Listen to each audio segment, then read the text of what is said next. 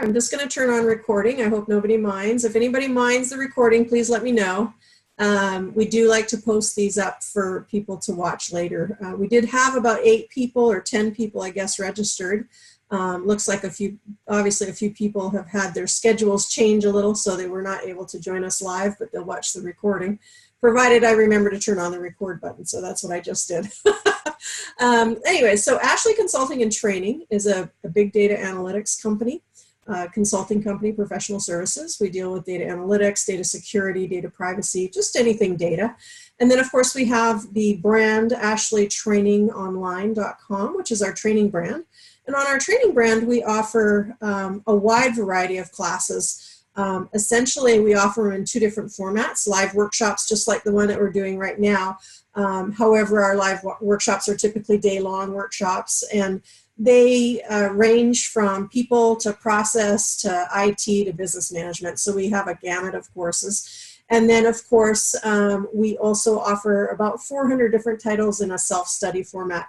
Everything from sales and marketing to personal development and career development to business management, you name it, they're there. So the platform is pretty robust, and we're excited to have you join us today on the platform for the program today, which is Gary McKinsey's NLP, The Art of Resonating with Your Audience. And just a little bit about Gary. Of course, I'm going to let him introduce himself a little more in just a second, but I just wanted to let you know that Gary actually has been doing webinars with ashleytrainingonline.com for some months now. Since we launched in January. So we're very happy to have him part of our ATO family. And he actually had a very successful CPA practice for many years before he became a public speaker.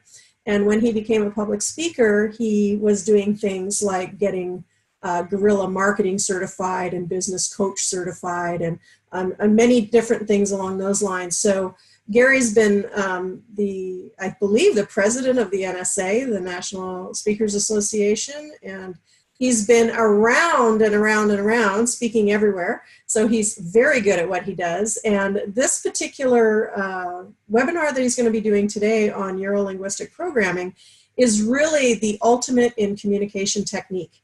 And he's been certified in this as well. So he's a practitioner and a coach for NLP. And he works with businesses often to help them with their sales and marketing efforts using NLP in sales and obviously using many techniques in marketing. I'll let him talk a little bit more about that, but I just wanted to welcome everybody to the platform and say, Gary, thank you so much for doing the program today. And please feel free to take over, and I will stop my share so you can put yours up and you can introduce yourself. Okay. And I am here. So welcome, everyone. I'm delighted you're here today. And one of my favorite topics is neuro-linguistic programming, which is kind of a mouthful. So we'll just call it NLP.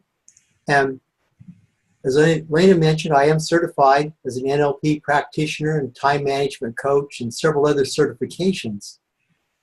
The interesting part about neuro-linguistic programming, in fact, I'm going to call up my slides here. We'll get started. And there we go. There we go. Perfect. So as mentioning the neuro-linguistic programming, before I even knew what it was, I was using it, or at least parts of it. I just didn't know it. And as Elena mentioned, I had an accounting practice. Hey, Gary. Yes. I'm sorry to interrupt. I am not seeing your PowerPoint yet. You are not. No. Does anybody else see? I think the green button down at the bottom. Try one more time. Okay, let me back out of this and we will try this again. No PowerPoint for me, okay. Gary. But can we chat in the chat box? Is anyone monitoring that if we have questions? I am. Yes, I am absolutely monitoring the chat box. Questions? Okay, so should we put questions in there? Yep, absolutely. Okay, thank you.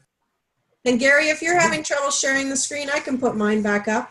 Okay, let's do it because you have the slides. Yep. Yeah, I'm surprised they didn't come up. All right, everybody seeing them now?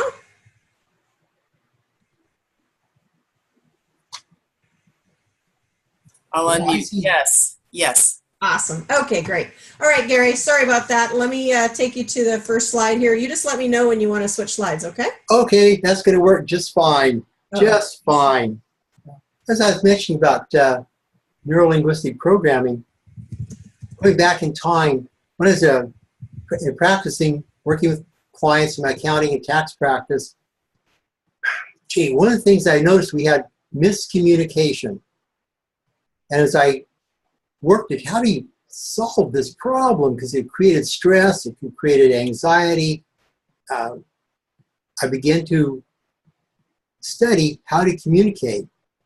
And again, at that time, I didn't know this was NLP, but I could begin to look at the languaging people are using, their body language, and just working at more effective communication.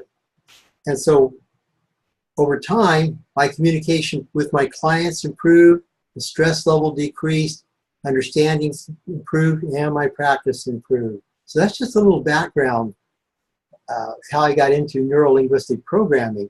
And then when I took these certification classes, I said, wow, this is part of this is what I've been doing all along. And of course, now we're getting much deeper into how to use NLP to communicate with other individuals. And this is true whether you're a platform speaker, or you're in sales, or you just wanting to communicate better with your children or with your spouse. Being able to understand these nuances of communication is going to greatly improve your life. So now a little background about neuro-linguistic programming, or NLP. You know, as it says, neuro, that deals with the brain.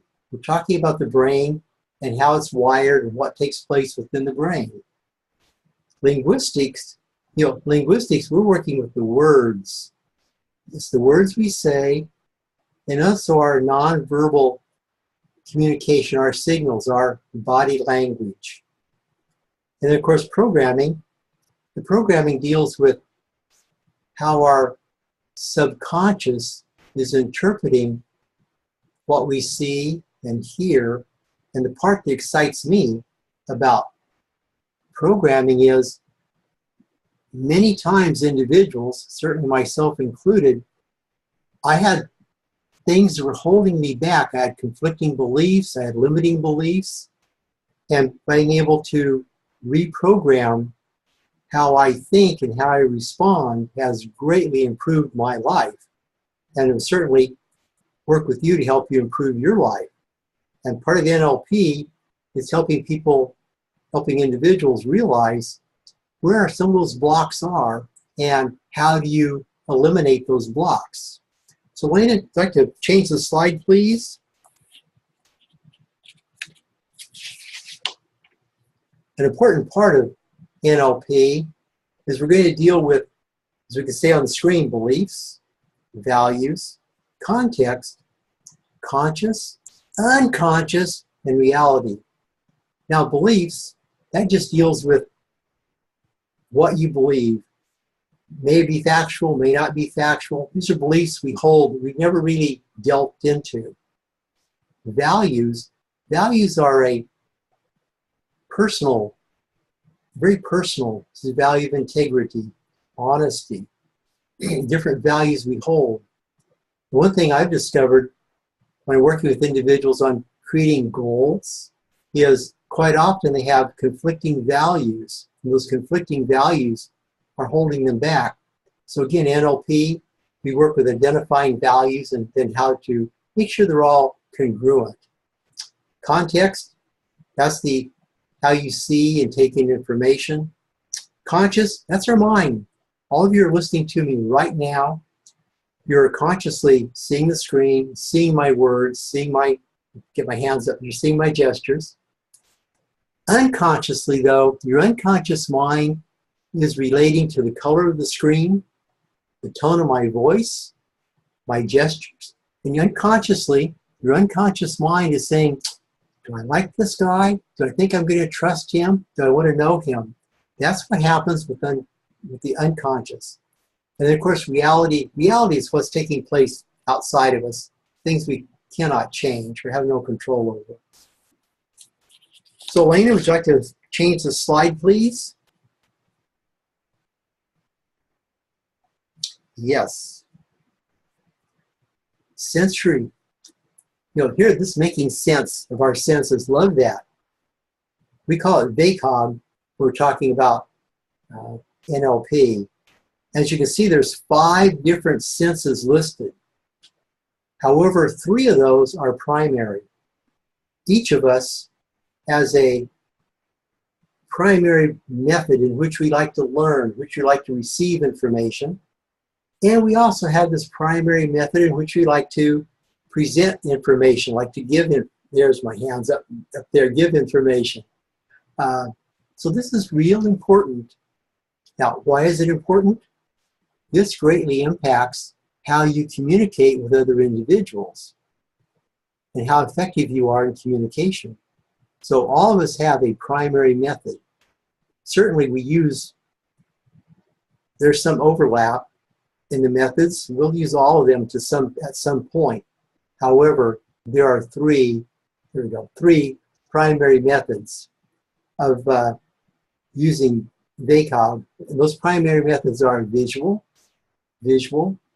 auditory, and kinesthetic. Those are the primary methods that we use. For example, when you're talking with an individual, it's nice to understand what's their representation system. Are they a visual learner, auditory learner, and kinesthetic? And this is also important as a speaker when you're giving presentations. If you want to structure your presentation to include all of these different learning modalities. Now, when we talk about visual, if you're listening to an individual talk, and perhaps that individual might say, as an example, might be saying this to you. Just envision, how does this appear? Does this really add clarity to your understanding? Now, listening to that, those are words, those are visual words. Appear, clarity, envision. So when you hear an individual using those words, that's your cue to respond with visual words. Another would be auditory. Here again, auditory. You might use words such as, does this ring true? Let's discuss the proposal and let's articulate the facts. Here again, we're hearing words that are auditory words. Ring true, discuss, articulate. These are great auditory words that when you hear an individual using those words, you want to now work at responding more with auditory words. If you can, I might say, do you hear what I'm saying? You'll hear people say that quite often. Or can you hear me? So those are great indications of auditory words. Now, kinesthetic words. In kinesthetic, that's one area I have to dig down. I'm not a kinesthetic learner. I tend not to present that way. So I have to change my presentation to be sure that I'm including the kinesthetics. And if someone were selling something to you, making a presentation to you, and they said, this is really concrete. Can you grasp this?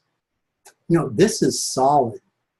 Oh, you're hearing touching words. Those are kinesthetic words, touching the emotion, the feeling. And so now you're dealing with a kinesthetic learner or listener. Now, one thing that always comes up in these programs is people are asking, and you're probably asking this, well, what percentage of the individuals are visual, auditory, or kinesthetic?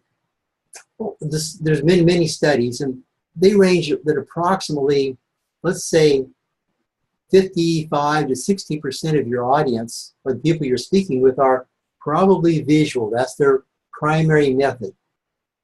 Another 30 to 35% are auditory. And then the kinesthetic.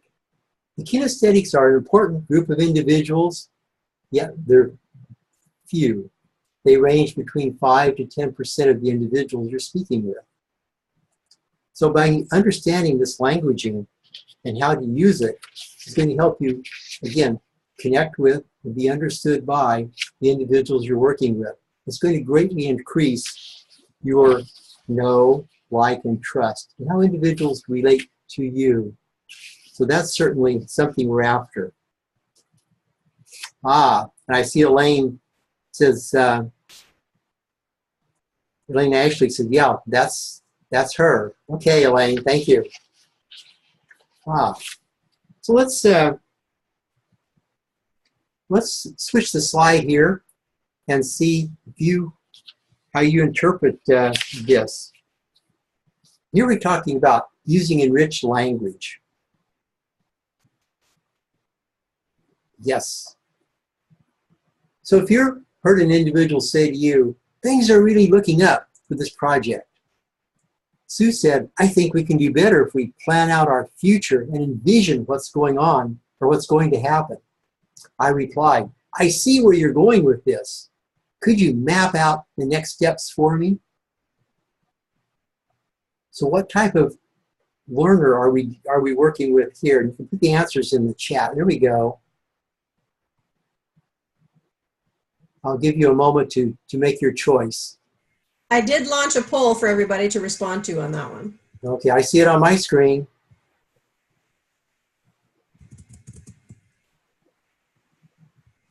So when you get a chance, everybody go ahead and answer the poll.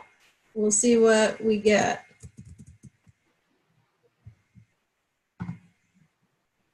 Okay, Elaine voted visual. And Sylvette, do you have a vote? She's probably eating her lunch. I know she is. Yeah, I was eating my lunch, but I did chat in. I put in visual. Did it not come up? Okay, perfect. Got 2 individuals are visual. Awesome. I have to concur. There it is. Yep. Everybody voted visual. Awesome. Okay. Very good. There's the results. Awesome. Perfect. Perfect. Dealing with visual learners, it's your primary method of communication, the way you like to receive information and the way you like to present information. You present it visually. Excellent. So that key word there would be envision then, when we're talking about somebody Well, who is a visual learner, because they use those types of words, correct? absolutely. Well, here again, things are really looking up. That's the visual Yes. word. That's key word as well. Yeah. Okay. And then envision is certainly a key word.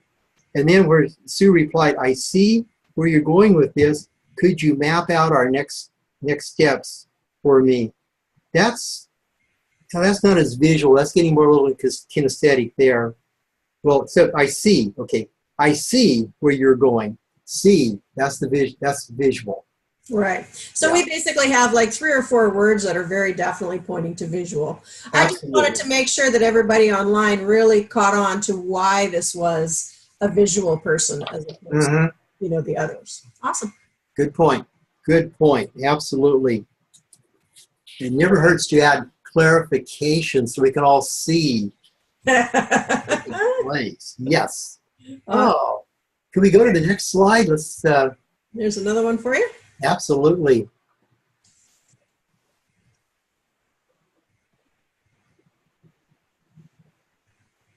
And could you close the poll? It's blocking the view, at least on my screen. I think I turned it off. Oh, I tried to. Oh. There we go. Yay. Okay. Another example of using language. As an example, just listen to yourself, Bill grumbled. You sound like a moose with all your complaining. I replied, I'm sorry that you're not hearing me. How about I pitch it differently? So here again, I believe we have a poll for that to determine, is this a visual, an auditory, or kinesthetic individual? I'll give you a moment here to vote. We got one answer in. Need one more, maybe two more. We did have an extra person join us as well. By the way, Nicole Rouse, I believe it is. Hi, Nicole. Glad you're here. Hey. So we got two. Good. All right, so I'm going to share the results. The results are in. Looks like this is auditory. Got it. Absolutely. That is auditory. And the key words here, just listen. Auditory. Grumble could be, but listen certainly. Sound is certainly sound. And then the reply, sorry that you're not hearing me. How about I pitch it differently? So we got a number of key words there that certainly indicate this is an auditory individual you're working with. And so as you're responding, you're going to use auditory language, auditory words. So that is the beauty of being a good listener. And in NLP and these NLP courses that I present, we also go into listening and paying attention to a person's work on your visual acuity, which helps you understand what an individual you're working with and their preferred learning style. So Elena, let's go to number 3. There, example number 3, again, using enriched language. It was Mohammed's turn to present his terms, status report, and he had to speak about a problem that the team had encountered. He summed his patient up by saying, I really feel that we need to get a handle on this issue. His manager replied by saying, let's start by getting in touch with the prototype team. So as you listen to that and read this, are we dealing with a visual individual, an auditory individual, or a kinesthetic individual? So again, we're putting the poll up. Please take a moment and vote.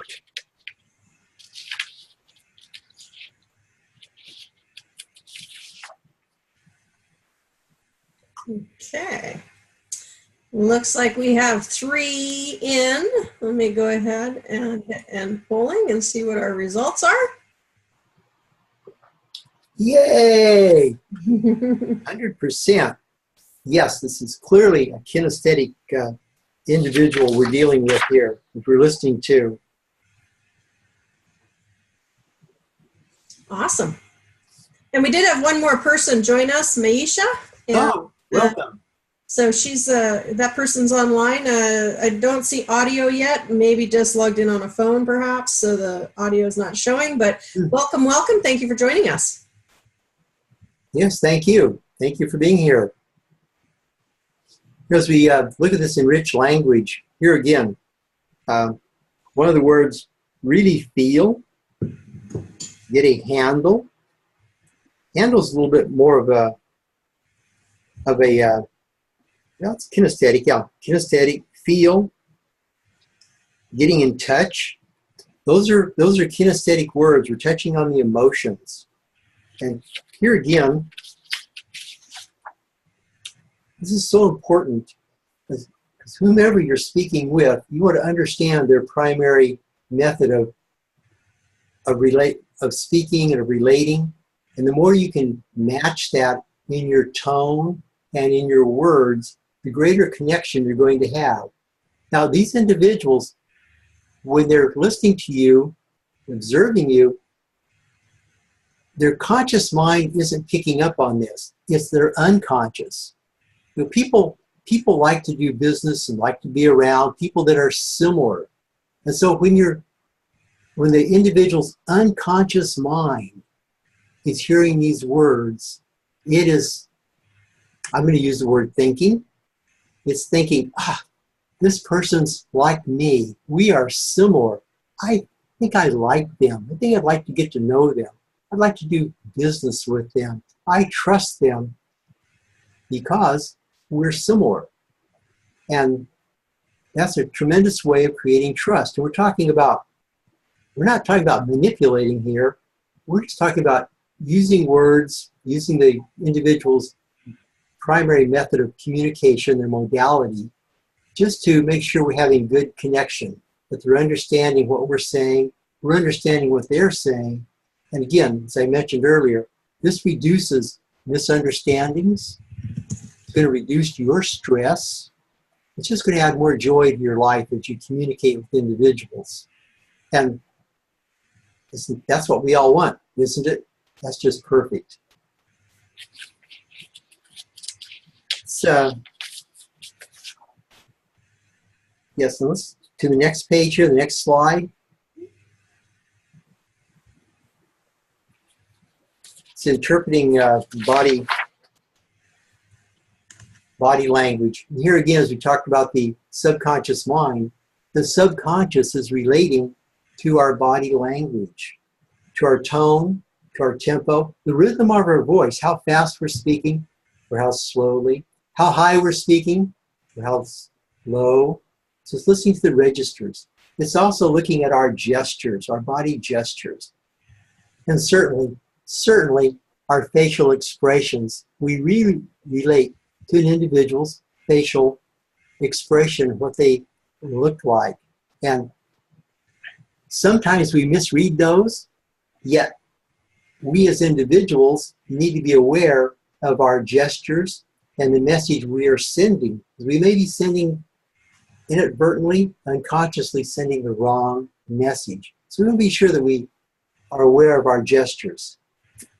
So we just mentioned, I just mentioned three. There are one dealing with voice, the other dealing with your body gestures, and certainly your facial expressions, whether you're looking sad, or if I look sad or not.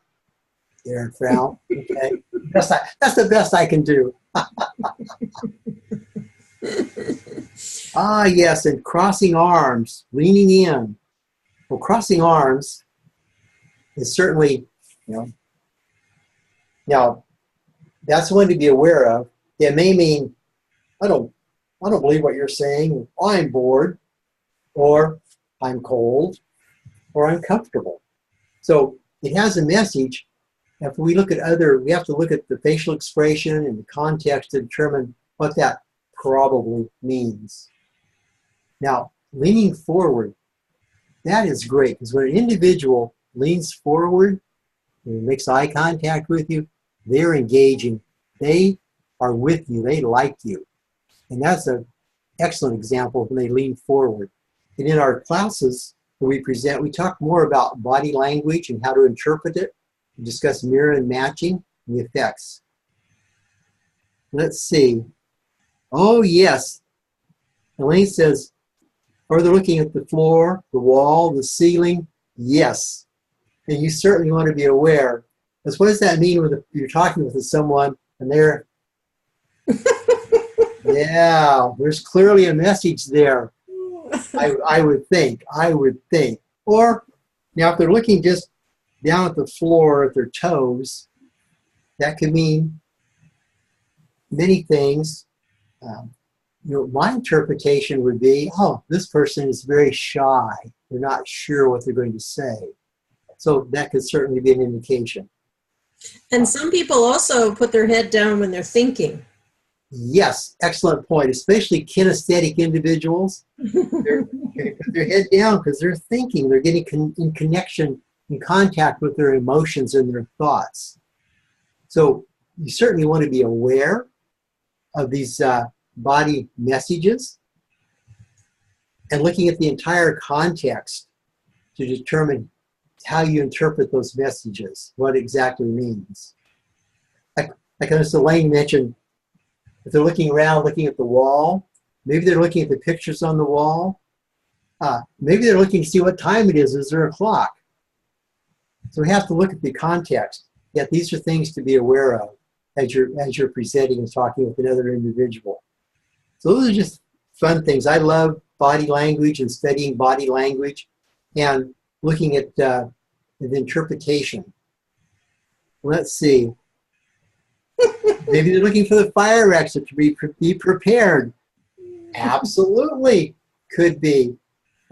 I know many of individuals here are speakers and presenters, and when we're opening our program, that's one of the things we typically point out is, in fact, go to the chat room and tell us, what are some of the things that are presented from the stage to your audience?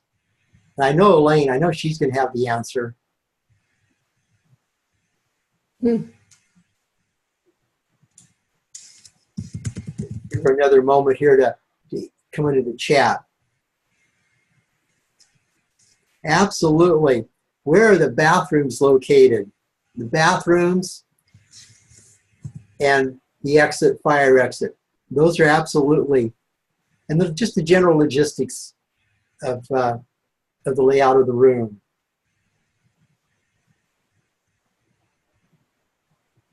Oh yeah, and when the break will happen. Very important. We always want to know, when is the break?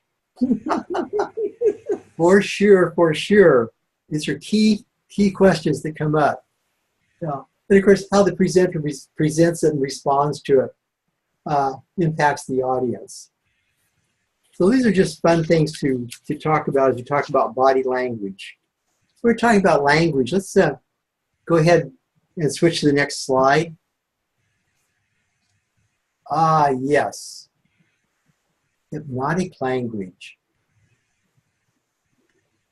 If you heard me say, now don't think of an orange kangaroo, what pops into your mind? What vision do you see? Orange kangaroo. So our subconscious mind doesn't work in negatives, it works in positives. And what happens is when we say, don't think of an orange kangaroo, first thing we do, we think of an orange kangaroo, then we work at not thinking of an orange kangaroo and thinking of something else.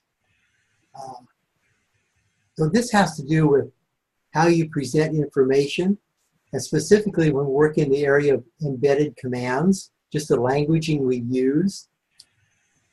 One of my mentors in neuro-linguistic programming in NLP, he has a small child.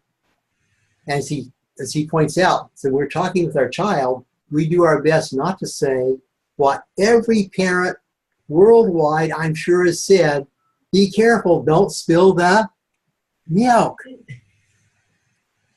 Subconscious mind thinks, oh, don't spill, and it takes it almost as a command, spill the milk. As opposed to that, the suggestion is, you say to the child, hold the glass firmly. Now we're giving them a command. They can see the subconscious mind, oh yeah, hold the glass firmly. This is part of hypnotic language.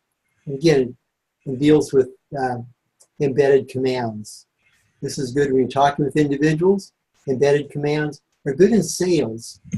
They're good in sales, not that we're trying to manipulate someone or make the wrong decision. What we're doing is helping the individual arrive at a decision.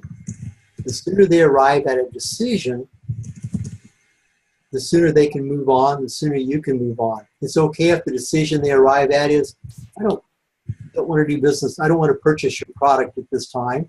Or, yes, I want to purchase your product. Either decision is fine. The goal here is to help an individual make the decision as opposed to saying, well, I don't know, let me think about that and get back to you. See, that's not a good use of their time or your time.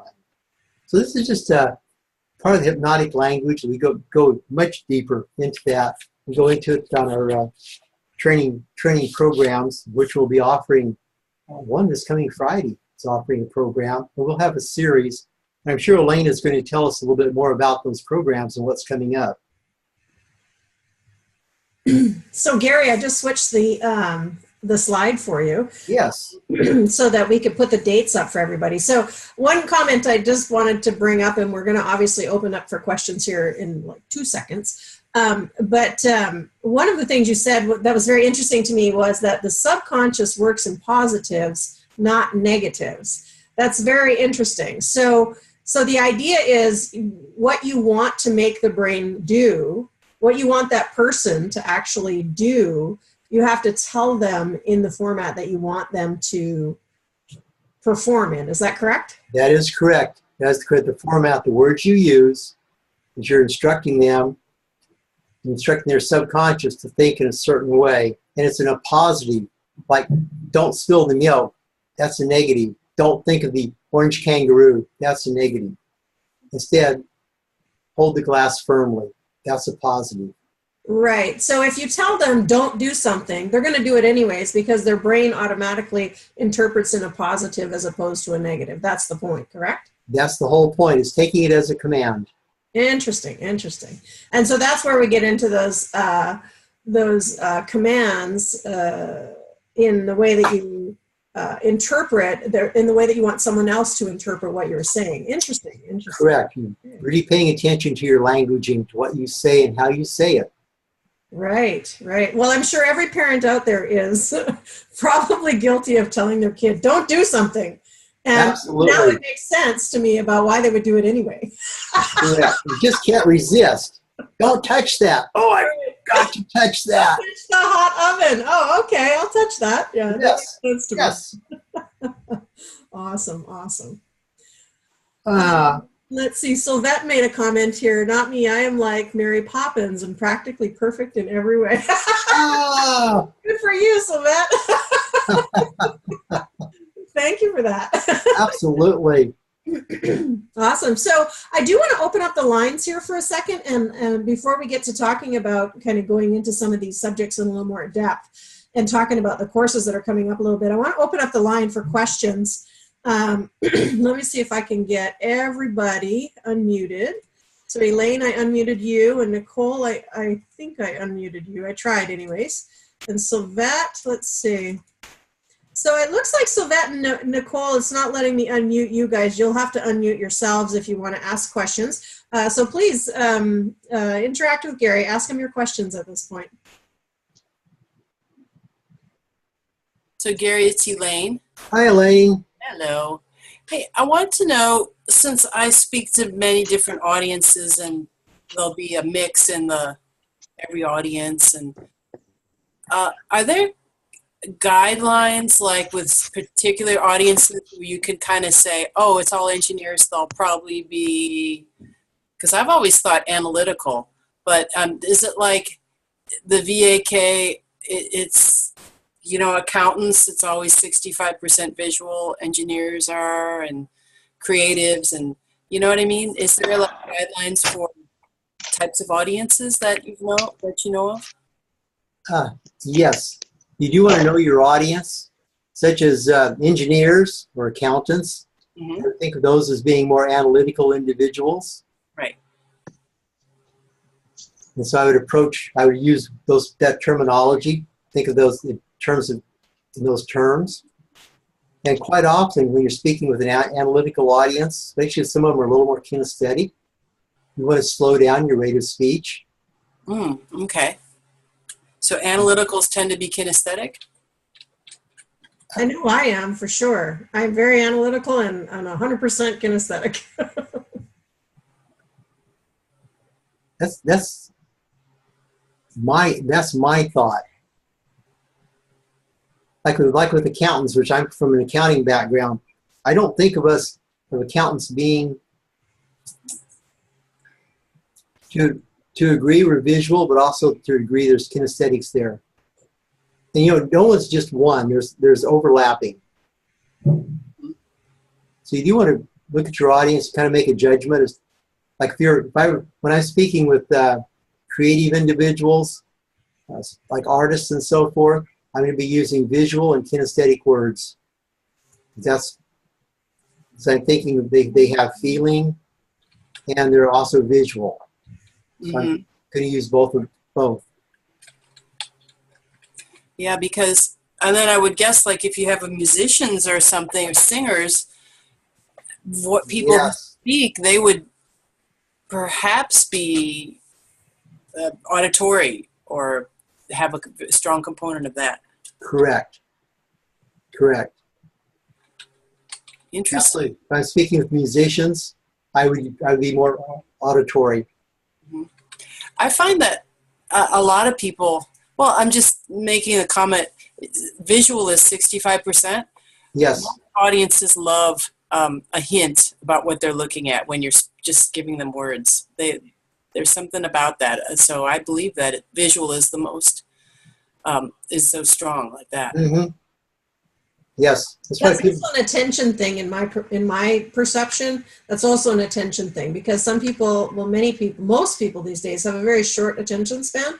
So if you have something to show them visually while they can listen, you are hitting multiple senses at the same time. So it helps them to stay on track. And I agree. We want to operate in all of the senses, visual, auditory, and kinesthetic. We just want to have a sense of, with our audience, as to, do they have a leaning? And we're speaking to the general audience. And Elaine, I know you do improv and storytelling. Mm-hmm. And so here again, storytelling, when I think of storytelling, I'm thinking visual myself. Yeah. We want to visually, because we want to use visual words, and we want to encourage our audience to see the visual. And also part of it's going to be kinesthetic, and catching up that emotion, especially when you're doing your call to action. Right, right. So for gustatory, I mean, I've never heard that before. Can you give an example that you've heard of that used well? Taste. Yeah, and that's taste. Nothing is popping into my mind at the moment. I mean, I've been in presentations where you did the olfactory, the smell. Yeah.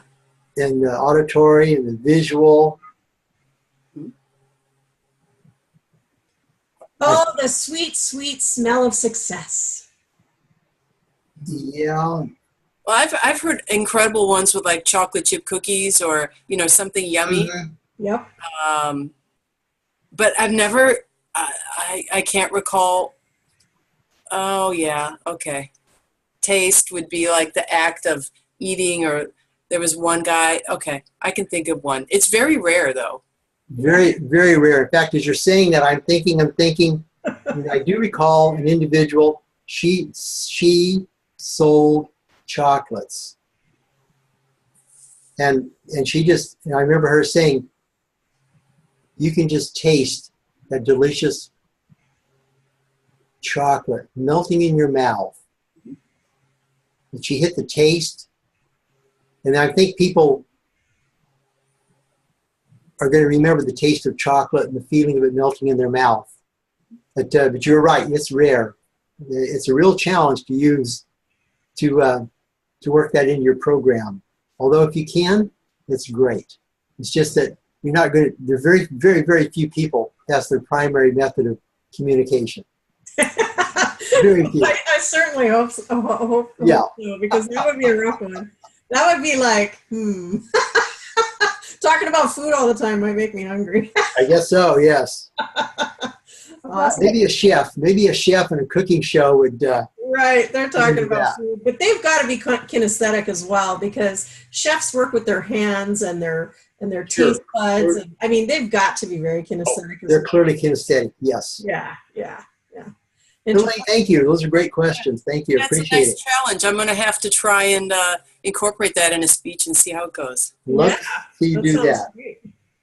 Oh, I was just going to add, Sylvette here, I was going to add that I do use a taste exercise when I teach mindfulness, and I use chocolate-covered raisins, and we mindfully, we go through the whole kinesthetic range of observing chocolate-covered raisin in our hand and what it looks like and all the crevices, etc., and what it feels like, and then go through the process of putting it on our tongue. You're not allowed to chomp down on it straight away, and then go through that whole, how does it feel? It's now melting in your mouth. You get to the raisin. So I use that as a mindfulness exercise. It's not a visualization one, it's actually a practical one where we have the gustatory training. Just difficult. That's a joke. Difficult. Very interesting. Yes. I like it. Touching the senses, yes. Yeah. Well, that makes sense with mindfulness to actually try to hit all of the senses, right? So Absolutely. You're hitting all of them. Just by talking, you're hitting the listening, the sound, and then, touching by having the raisin in your hand and in your mouth, and then of course the flavor, the gust, what is it called? I always get, when I'm on stage, I always get tangled up with that word, so I just use taste. Taste, yeah. Everyone gets taste. Yeah. So definitely, touching on all of the different, I think all of the different senses when you're dealing with that kind of a mindfulness example. So thank you for that, Sylvette. Yes.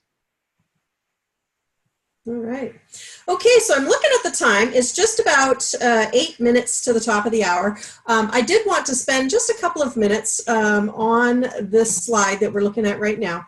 If you guys are really interested in learning more about NLP techniques and kind of doing a deep dive, on this Friday, Gary is going to be offering the intro to NLP. And it is definitely a deeper dive than obviously what we went in today. There's many topics, and you can find more information on it on our webpage. I'm going to take you there in just about a minute. And then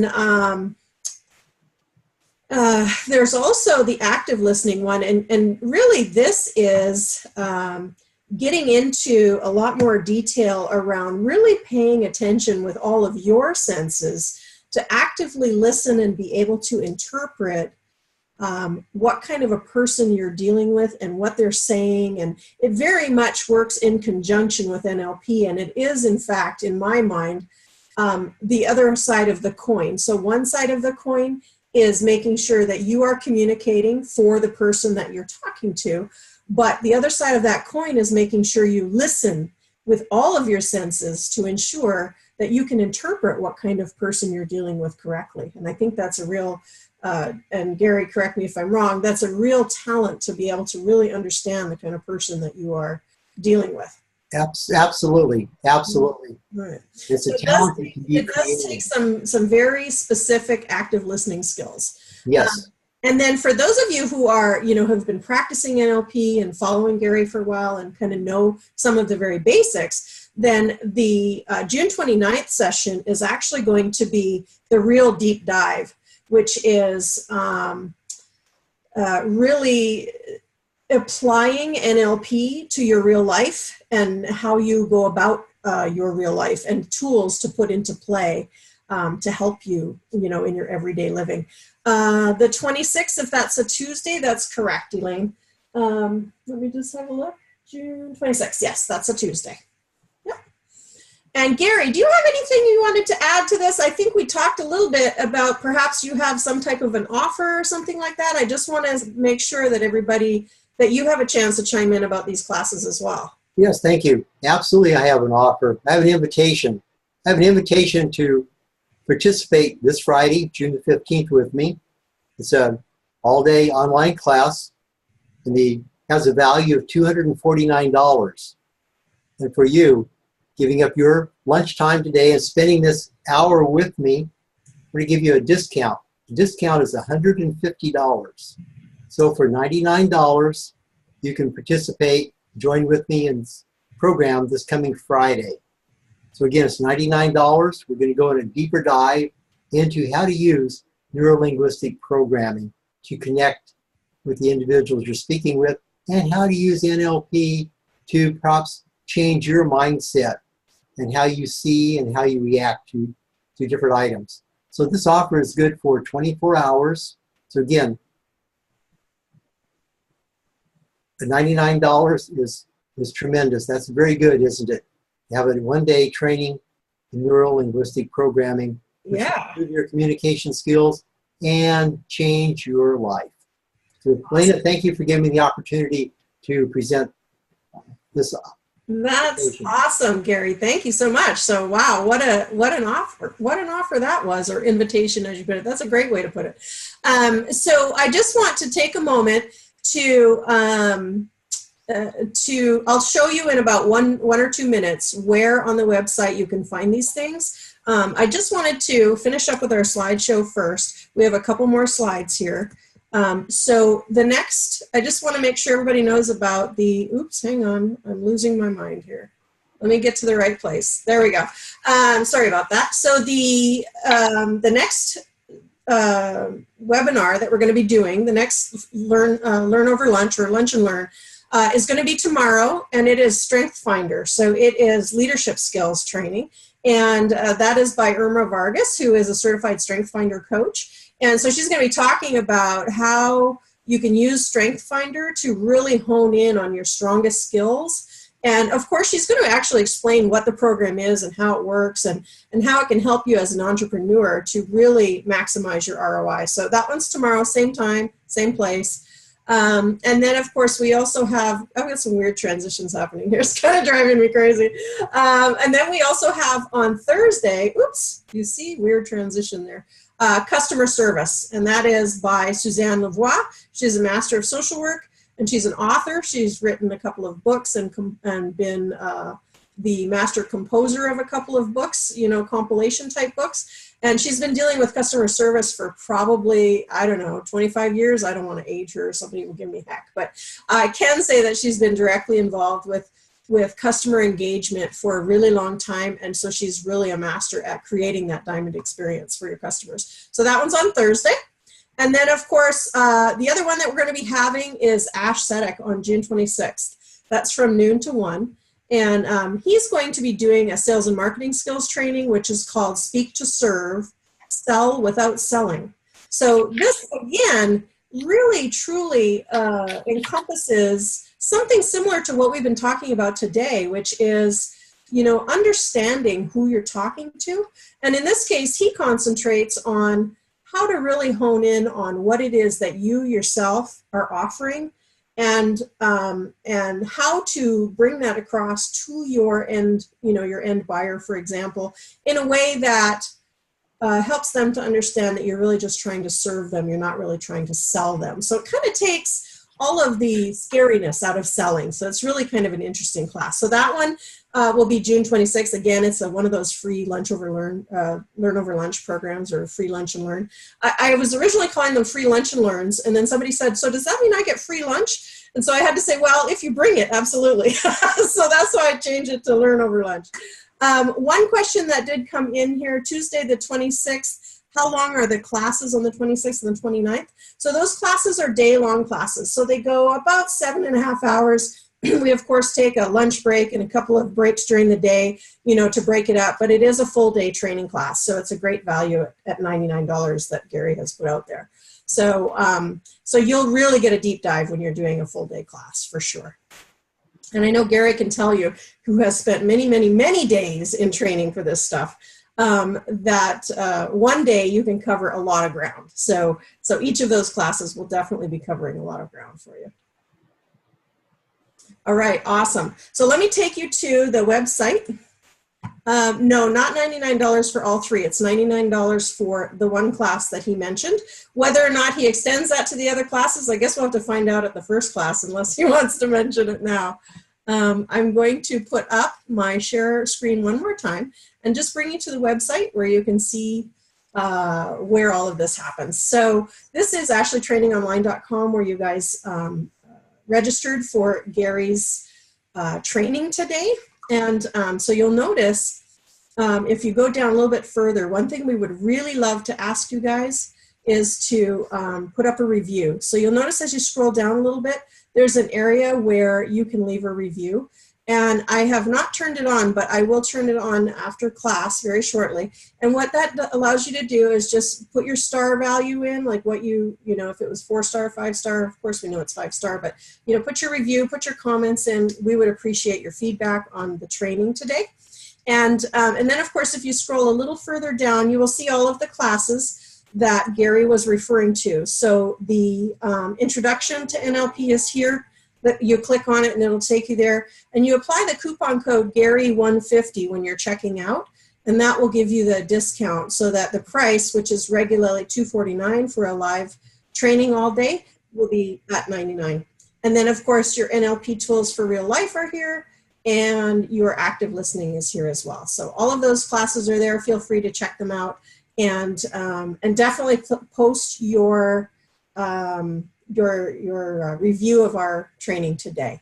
So very much appreciate everybody joining us today. I got one more question in the chat.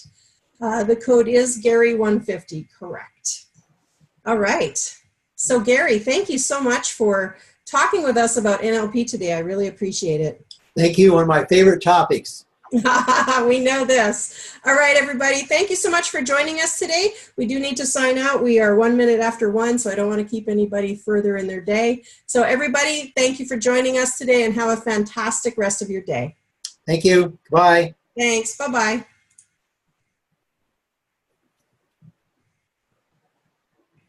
And Gary, Sylvette said thank you so much for a fabulous session. Ah, wonderful. Wonderful. Appreciate that. Yeah. All right. So it looks like it went well. Everybody logged off. Hopefully I didn't spend too much time selling. I'll get feedback if I did. We'll find out. I thought it was fine. Yeah.